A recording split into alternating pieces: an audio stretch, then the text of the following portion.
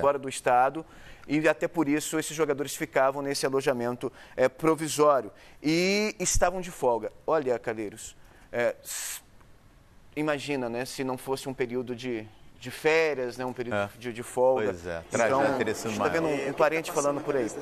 Qual era a preocupação da senhora quando veio para cá?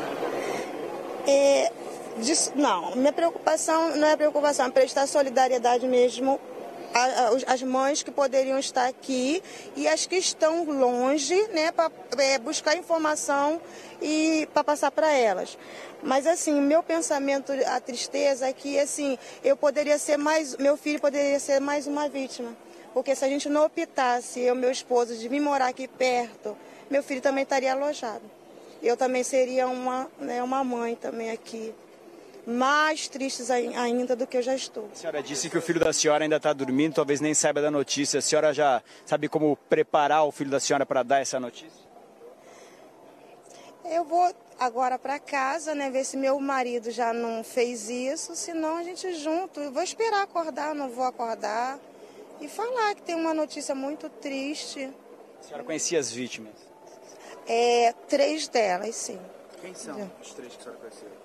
Gente, só uma coisa, eu só confirmei o nome ali do Christian, os outros não, mas seria o Samuel e o Jorge.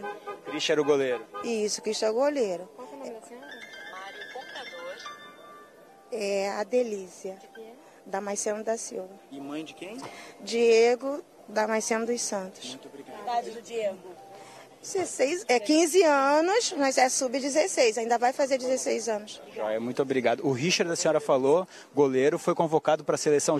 O Christian, que a senhora falou, foi convocado para a seleção junto com o filho da senhora. Sim, sim. A seleção brasileira, para fazer o treinamento na Granja. Passaram uma semana lá. Seria o Christian, que a senhora não conseguiu. Então, mais o depoimento da mãe de um dos jogadores das categorias de base do Flamengo.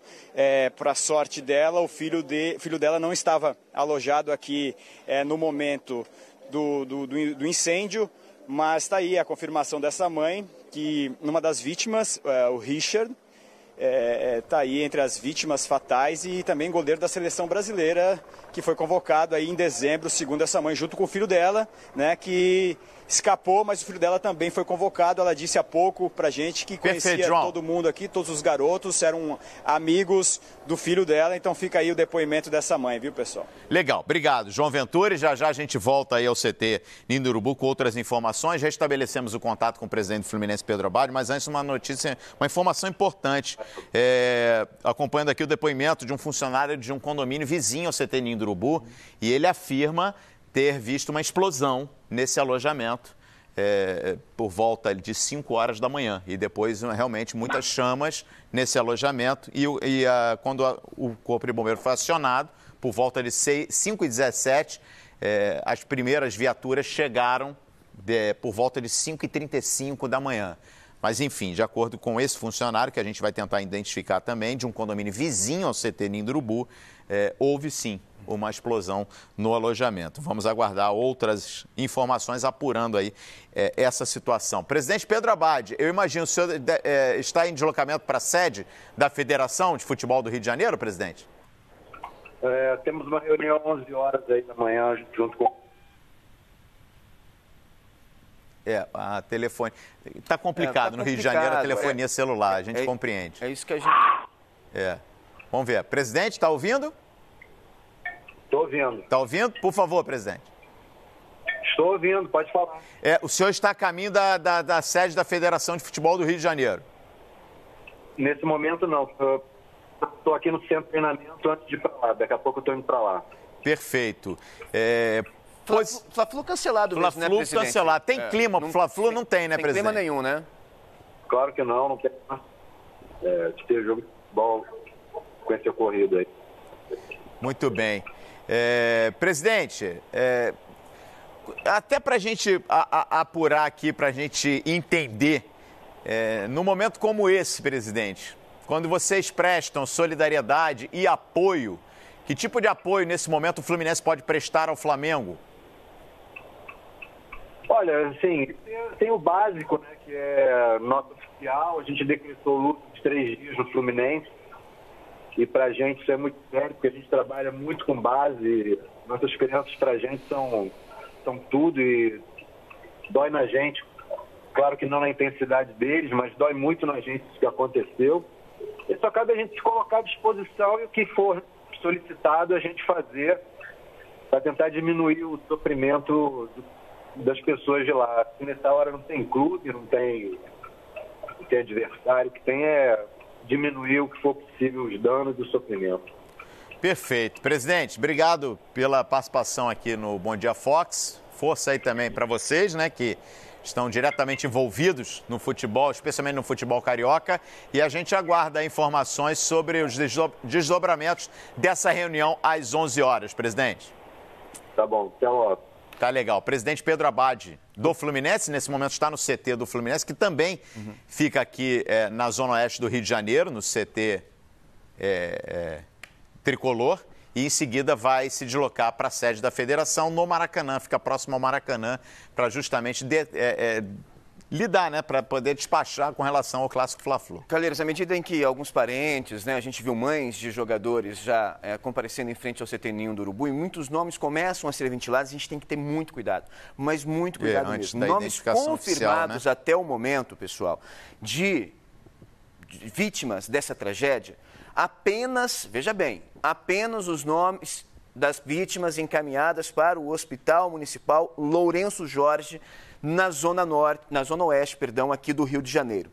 Cauã Emanuel Gomes Nunes, 14 anos, está fora de risco. O Francisco Diogo Bento Alves, 15 anos, fora de risco, segundo o hospital. Inspira cuidado o quadro desses dois jogadores da base do Flamengo, mas não correm mais risco de morte. Situação crítica, bastante complicada, do goleiro Jonathan Cruz Ventura, de 15 anos. Ele está sendo encaminhado para o Hospital Pedro II, hospital que é referência no tratamento e no socorro de vítimas de incêndios, né, de queimados. Né? Então, é referência no Rio de Janeiro. Então, esses são os nomes confirmados de momento, Calheiros.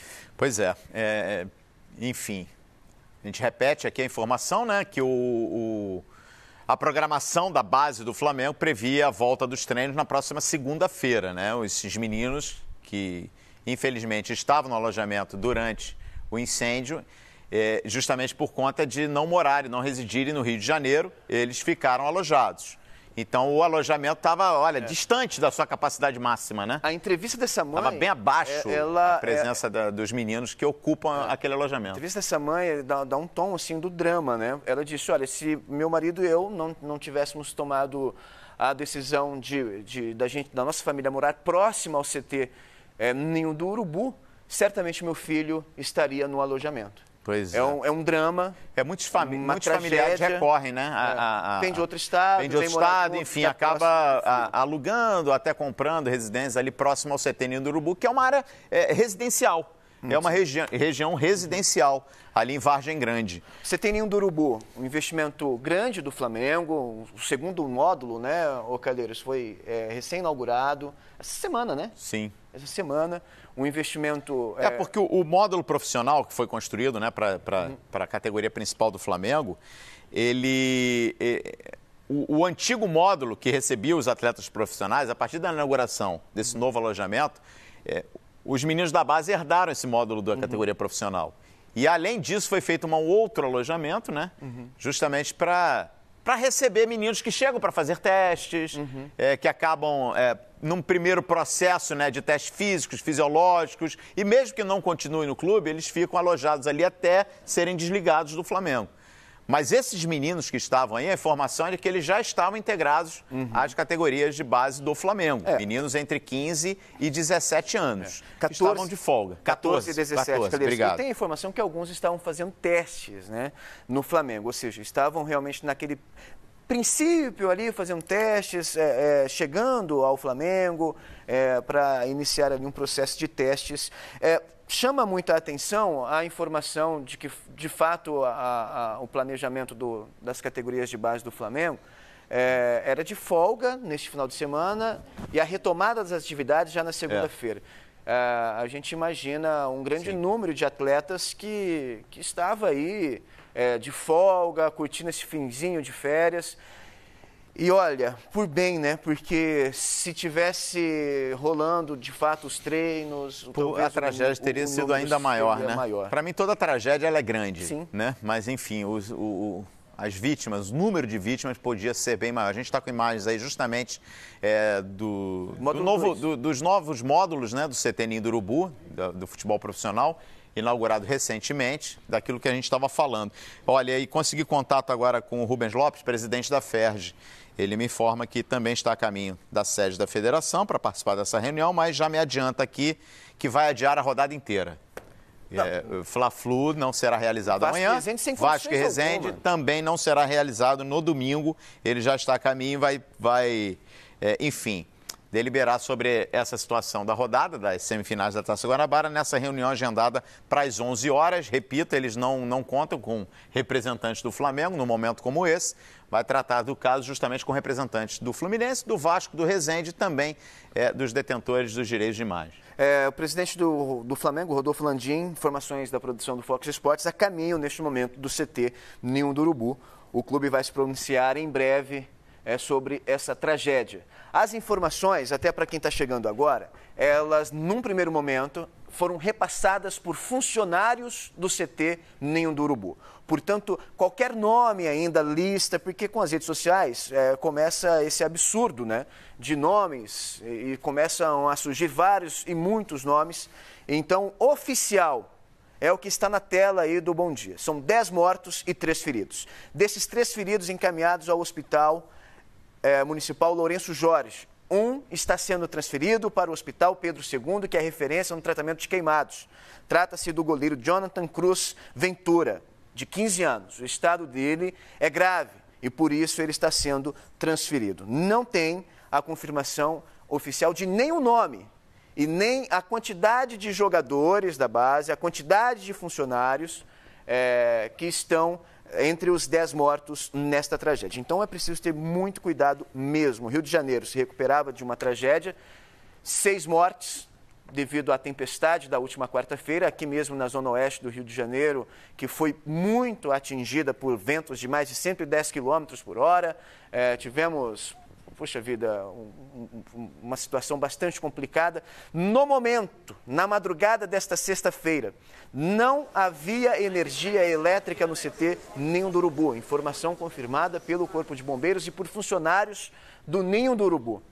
Então, e também a telefonia estava e ainda está, Calheiros, aqui na zona oeste do Rio de Janeiro, bastante complicada. A primeira ligação que o Corpo de Bombeiros recebeu foi às 5 horas e 17 minutos. Informação trazida aqui no Bom Dia Fox. Um funcionário de um condomínio vizinho ao CT Ninho do Urubu escutou uma explosão. Por volta de 5 horas da manhã. Por volta das 5 horas da manhã. O bombeiro, a primeira viatura do Corpo de Bombeiros, chegou ao local entre 5h30 e 5h35 da manhã. Isso. Então a gente está calculando aí um tempo de 35 minutos. Vamos voltar ao CT Ninho do Urubu, então, com outras informações ao vivo. A gente volta a falar com o João Venturi. Por favor, João. Olha, Calheiros, está entrando neste momento, vocês estão vendo aí, ó, o Marcos Braz, vice-presidente de futebol do Flamengo, está chegando agora no CT Ninho do Urubu.